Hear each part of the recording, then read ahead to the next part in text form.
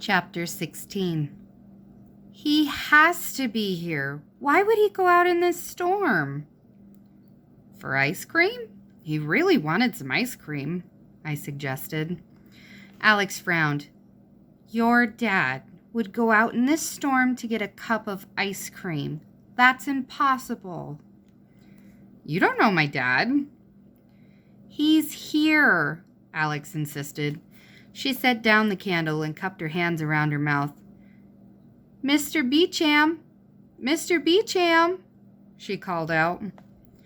No reply. The wind howled outside the living room window. Lightning flickered. Hey! I cried. In the flash of bright light, I saw a car in the driveway. Dad's car.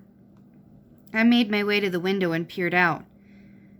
Dad didn't drive anywhere. His car is still here, and he wouldn't walk, I told Alex. Mr. Beecham! Mr. Beecham!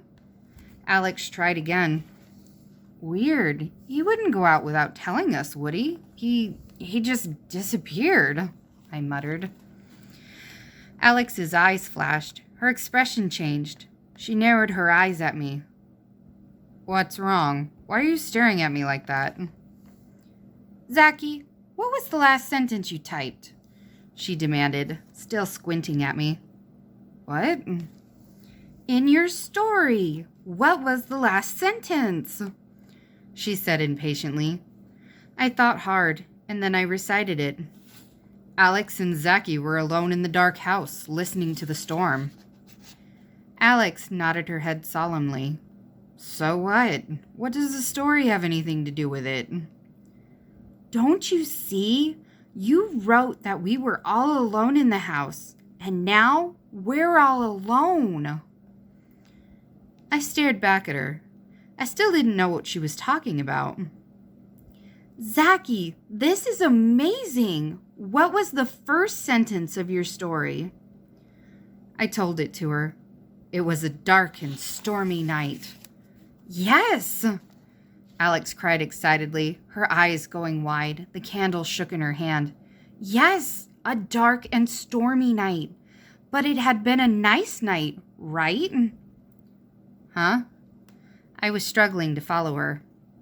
Your dad said there wasn't a cloud in the sky, remember? That's why he wanted to walk into town. Yeah, right. So what? I demanded. She let out an impatient sigh. So then you typed that it was dark and stormy. And guess what? It became dark and stormy. But Alex, I started. She raised a finger to her lips to silence me. And then you typed that we were all alone in the dark house. And that came true too. Oh no. I groaned. You're not going to tell me that my story is coming true, are you? So far it has. Every word of it, she insisted. That's really dumb. I think this storm has freaked you out more than me. Then how else do you explain it? Explain it? A big rainstorm came up. That's how I explain it. I picked up a candlestick from the mantel. Now I had one in each hand. I started back to my room. Alex followed me. How do you explain your dad disappearing into thin air? Our shadows edged along the wall, bending in the flickering light. I wished the electricity could come back on. I stepped into my room. Dad didn't disappear. He went out. Your idea is crazy. Just because I typed that it was stormy out.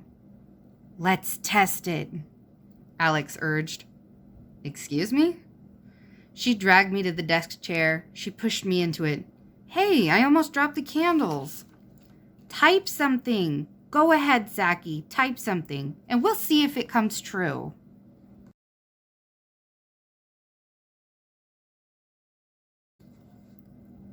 Chapter 17. The wind howled outside the house, rattling the window pane. I set my candles down, one on each side of the old typewriter. I leaned forward and read the story so far. Alex was right. Everything I had typed had come true. but her idea was totally dumb. "Type," she ordered, standing behind me, her hands on my shoulders. I glanced back at Alex. "Haven't you ever heard of a coincidence?" "Ooh, a big word," she replied sarcastically. "Are you sure you're ready for such a big word?" I ignored her remark. A coincidence is when two things happen by accident. For example, I type that it's stormy out, and then it starts to storm. That's called a coincidence, I explained. She shoved me towards the typewriter. "Prove it," she insisted. "Go ahead, Zaki. Type the next sentence. Let's see if it comes true." She squeezed my shoulders and then added, "Or are you chicken?" I wiggled out from under her hands. Okay. I'll prove just how dumb you are." I reached for the handwritten pages of the story, and I found the next sentence. I raised my hands to the old typewriter keyboard and typed it in. "They heard a knock on the door." I lowered my hands to my lap and sat back. "See? Any more bright ideas?" I sneered. Then I heard a knock on the door.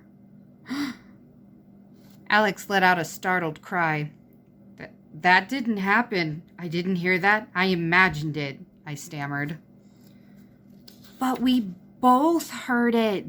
We both couldn't imagine it," Alex replied, her eyes wide. "But that's impossible," I insisted. I picked up a candle. I jumped up from the desk chair and hurried across the bedroom. "Where are you going?" Alex demanded, chasing after me. "To answer the door." "No!" I was already jogging through the dark hall. My heart pounded. The candle flame seemed to throb in rhythm with my heart. I glanced back and saw Alex running after me. "Zaki, wait!" I didn't stop. I ran to the front door. "No, please don't open it," Alex pleaded. "I have to. We have to see who's there." "Zaki, don't!" Alex begged. But I ignored her and pulled open the door.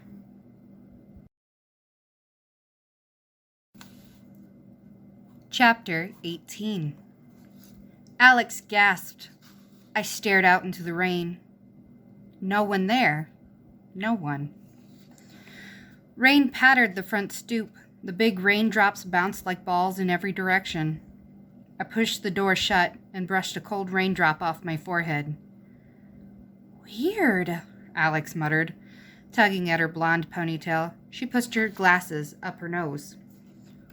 "Weird." It had to be a tree branch. The wind blew a tree branch against the door, that's all, I said. "No way," Alex insisted. "Tree branches don't knock. I heard a knock on the door, and so did you." We stared at each other for a long moment. Then we stared at the door.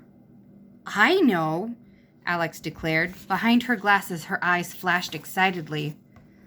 "I know why there was no one at the door." "I don't want to know," I groaned. "I don't want to hear any more crazy ideas about my story coming true." "But don't you see?" she cried. "There was no one at the door because you didn't write someone at the door." I screamed. "Alex, please give me a break. You don't really believe that I am controlling everything that happens, do you?" She twisted her face, thinking hard. "No," she finally replied. "Good. I think the old typewriter is controlling everything." "Alex, go lie down. I'm calling your parents to come get you. You're sick. Definitely sick." She ignored me. "Maybe that's why the woman in the burned-out shop gave you the typewriter. Maybe she knew it had strange powers and she couldn't wait to get rid of it." "I can't wait to get rid of you," I snapped. "Alex, please tell me you're not serious. You're scaring me with this nutty talk, really." "But Zaki, I'm right. Everything you type, it comes true." Alex grabbed my arm and started to pull me down the hall. I pulled back. Where are you taking me? One more test, she insisted. I followed her into my room. One more test. And then you'll shut up about this? She raised her right hand. Promise. She lowered her right hand. But you'll see, Zachy. You'll see I'm not crazy. Whatever you type on that old typewriter comes true. I sat down at the desk, slid the candles closer to the typewriter. I stared into the flickering orange light, reading the words of the story. Hurry up! Type that someone's standing on the other side of the door, Alex urged. Okay. This is crazy, though. I raised my hands to the old typewriter keys and typed, Drenched with rain, Adam stood on the front porch. I lowered my hands to my lap. I listened for a knock on the front door. But all I heard was the steady rush of the wind and the patter of rain against the house. I waited, listening hard. No knock. I realized I was holding my breath. I let it out slowly, listening. No knock, I told Alex. I couldn't keep a grin from spreading across my face. A triumphant grin. See, it didn't work. She frowned. She leaned over my shoulder and read the words again. Of course it didn't work. You didn't write that Adam knocked. You put him on the porch, but you didn't make him knock. I sighed. Okay, if it will make you happy. I turned back to the typewriter and typed, Adam knocked on the front door. As I lowered my hands from the keys, I heard a loud knock on the front door. See?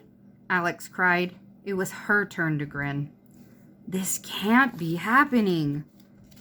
We did not bother with candles. We both ran full speed through the hall to the front door. Alex reached it first. She grabbed the knob and pulled open the door. Is it really Adam? I called. Chapter 19. I gaped in shock as Alex pulled Adam in from the rain.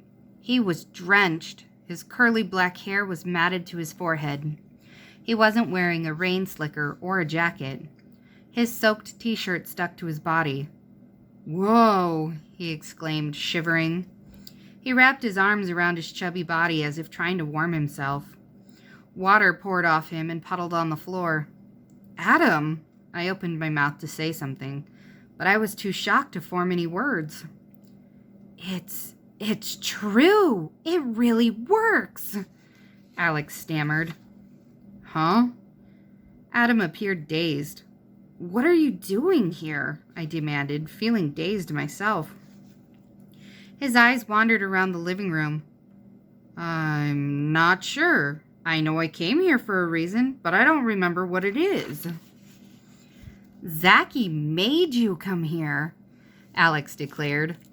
Adam shook his head hard, shaking water off himself like a dog. He narrowed his eyes at Alex. Excuse me? Alex studied Adam. Did you stand on the front porch for a while before you knocked? She demanded. Adam nodded. Yeah, I did. I'm not sure why. I just stood there. I guess I was trying to remember why I came over. How'd you know that? Alex grinned at me. See?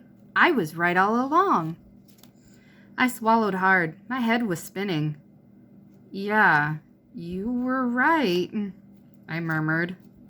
The old typewriter. Whatever I typed on it came true.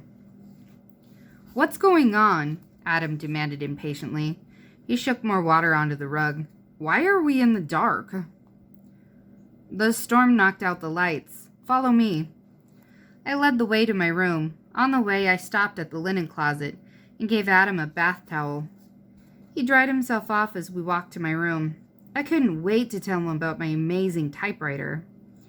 You're not gonna believe this, I started. I took him over to the typewriter. He stared at it in the orange candlelight. Then Alex and I told him the whole story. When we finished, Adam burst out laughing. Very funny, he said. He shook his head. His curly hair was still soaked. Water dripped down his forehead. I know you want to pay me back, Zachy. I know you want to pay me back for putting the mice in your locker. I know I embarrassed you in school. He put a moist hand on my shoulder. But there is no way I'm gonna fall for a dumb story like that. No way. Zachy will prove it to you, Alex chimed in. Adam sneered and rolled his eyes. I can hardly wait. No, really, it's not a joke, Adam. It's real. Come here, I'll show you. I pulled him up to the desk. Then I dropped into the chair and quickly typed the next line of my scary story. The storm stopped suddenly. All was quiet. Too quiet. Adam and Alex read the words over my shoulder. I jumped up and pulled Adam to the window. Go ahead. Check it out.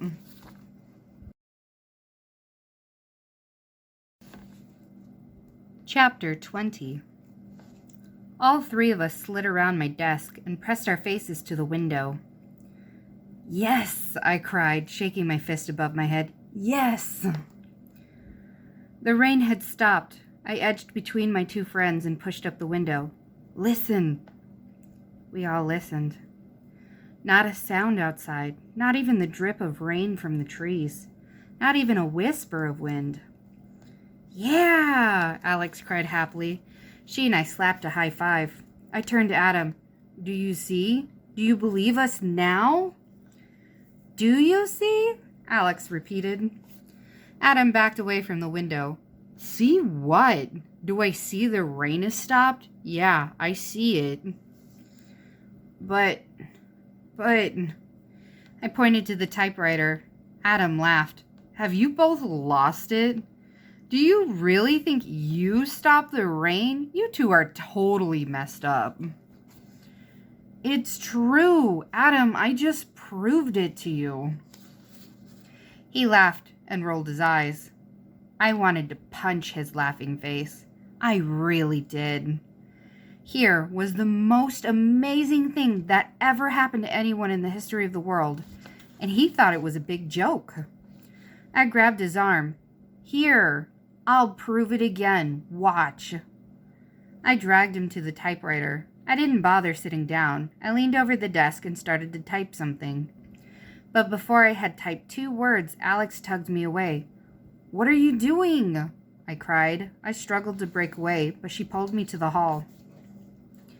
He's not going to believe us, Zachy. You can prove it to him 12 times and he won't believe it.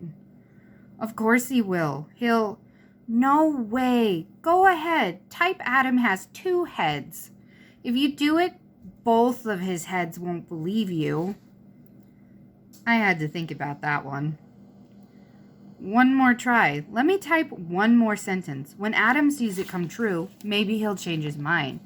Maybe he'll see it isn't a joke. Alex shrugged. Go ahead, but he has his mind made up, Zachy. He thinks you're trying to pay him back for the mice in your locker. One more try, I insisted. I glanced into the room. No, Adam, stop! I shrieked.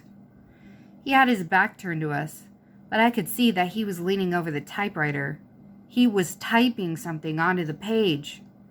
Adam, stop! Alex and I both wailed. We dove into the room. He spun around, a wide grin on his face. I've got to go, he exclaimed. He swept past us and out into the hall.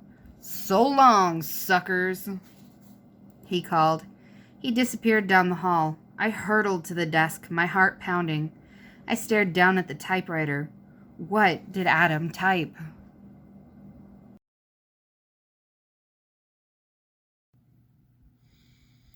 Chapter 21.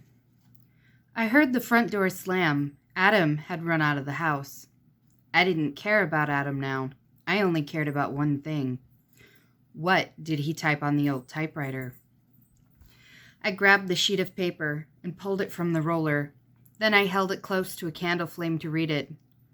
Careful, you'll set it on fire, Alex warned. I moved it back from the flame. Orange light flickered over the page. My hand was trembling so hard I struggled to read it. Well, what did he type? Alex asked impatiently. He, he, I sputtered. She grabbed the paper from my hand and read Adam's sentence out loud. The blob monster hid in Zacky's basement waiting for fresh meat. What a jerk, I cried. I don't believe him. Why did he type that on my story? Alex stared unhappily at the page. He thought it was funny. Ha ha, I said weakly. I grabbed the page back from her. He ruined my story. Now I have to start it all over again. Forget your story. What about the blob monster? Alex cried. Huh? A chill tightened the back of my neck. The sheet of paper slipped from my hand. Everything typed on the old typewriter comes true. I was so upset about Adam ruining my story that I had forgotten. You mean... My mouth suddenly felt very dry.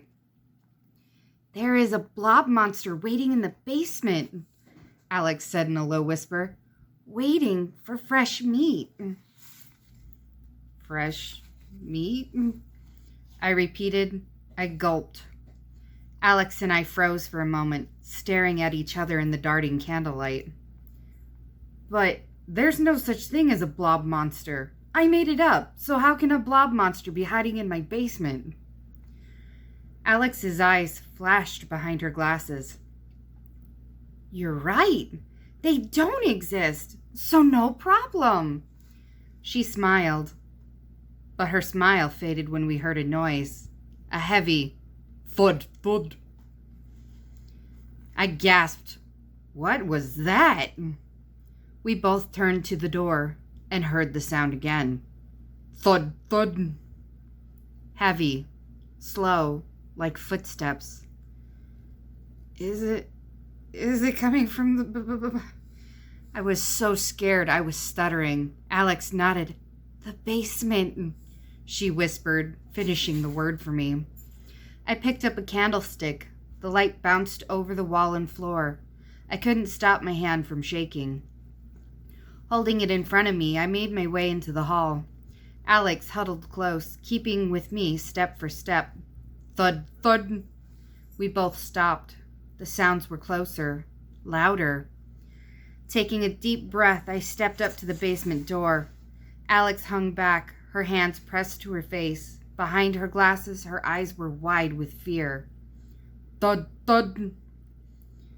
It's coming up the stairs, I cried out. Run!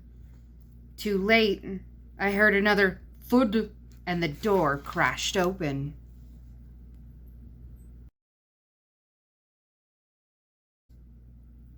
Chapter 22. A beam of white light made me shut my eyes. My hand shot up to shield myself. Behind the beam of light, a large, dark figure lumbered heavily through the door. Dad? I gasped. My dad lowered the flashlight to the floor. Dad, what are you doing down there? I demanded, a high, shrill voice. Are you two okay? Dad asked, narrowing his eyes at us. Why do you look so frightened? Well, I didn't know how to explain. I couldn't tell him we thought he was a blob monster. Dad pointed to the basement with the flashlight. I've been down there checking the circuit breakers. I can't figure out why the lights haven't come back on. He scratched his head as he explained. We were looking for you. We shouted down the basement for you, Alex said. I went across the street to check on your mother. Then I went into the back room of the basement. I guess I couldn't hear you. He shook his head. What a strange storm. It came up so suddenly and then it just stopped. As if someone turned it on, then turned it off. Alex and I glanced at each other. Yeah, it was weird, Alex agreed. I took a deep breath. Dad? I started. He beamed the light at my feet. Yes, Zachy. Dad, when you were down in the basement, was there anything else down there with you? His heavy eyebrows rose up on his forehead. He stared hard at me. Excuse me? Did you see anything strange down there or hear anything strange? He shook his head. No, nothing. His eyes locked on mine. Are you afraid, Zachy? I know you have problems with being in the dark like this. Would you like to hang out with me for a while? No, I'm fine, really, I insisted. I just wondered. Dad stepped past us and started towards the kitchen. I'm going to call the electric company. They should have fixed the lines by now. I watched him make his way down the hall. The white beam of light bounced in front of him. I held my candle up to the basement door. I guess the typewriter didn't work this time, I told Alex happily. No blob monster. Let's go downstairs and check it out, she replied. Huh? I backed away from the open doorway. Are you crazy? We have to know if the old typewriter has powers or not. We have no choice, Zachy. We have to check out the basement. But... She pushed past me onto the basement stairway. She walked down the first 2 steps, and then she turned back to me. Are you coming with me or not?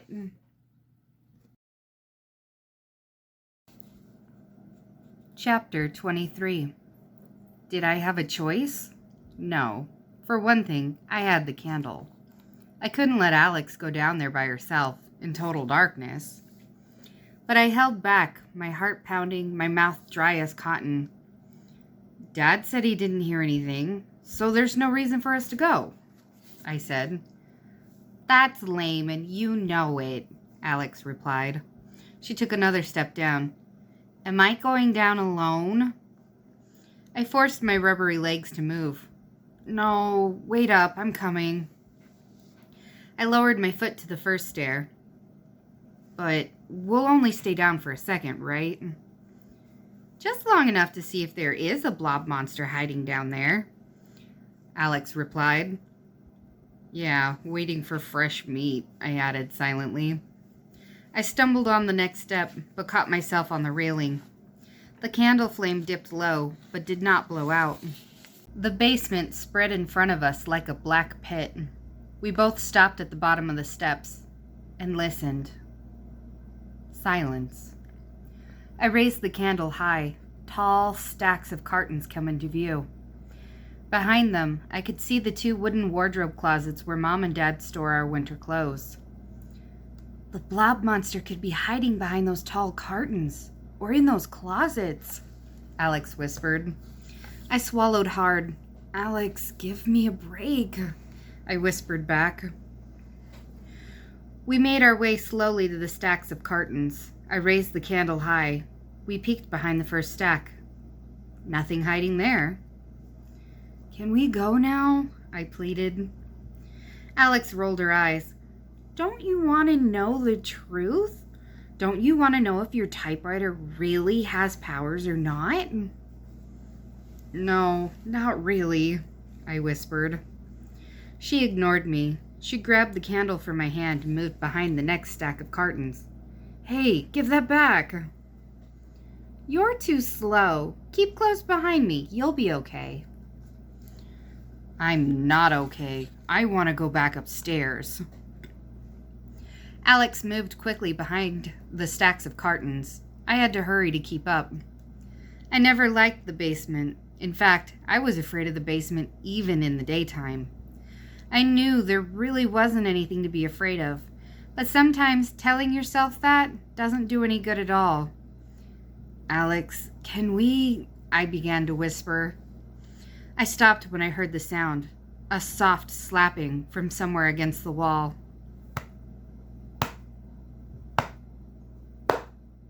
Steady as a heartbeat. Alex had moved away from me. I saw her walking quickly towards the laundry room. Alex. I hurtled across the room to her, so fast I bumped into her. Hey, watch it. Alex, it's down here. It's here. It's really here. Listen, do you hear it?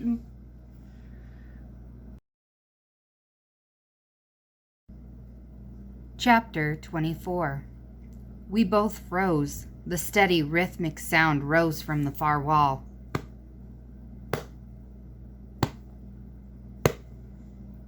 "Do you hear it?" I whispered. Alex nodded. Her mouth had dropped open in shock. She gripped the candlestick in both hands. "What are we gonna do?" I whispered. "It's waiting for fresh meat," Alex murmured. I know. You don't have to say it." I pulled her arm. "Come on, we have to tell Dad." I gazed through the darkness to the stairway. The steps seemed a million miles away. "We'll never make it. We have to run past the blob monster to reach the stairs." "What's our choice? Pick one, Zachy. Choice 1, we stay here. Choice 2, we don't stay here." She was right, of course. We had to make a run for it. Maybe if we ran fast enough, we'd take it by surprise. Maybe the blob monster was too big to run fast.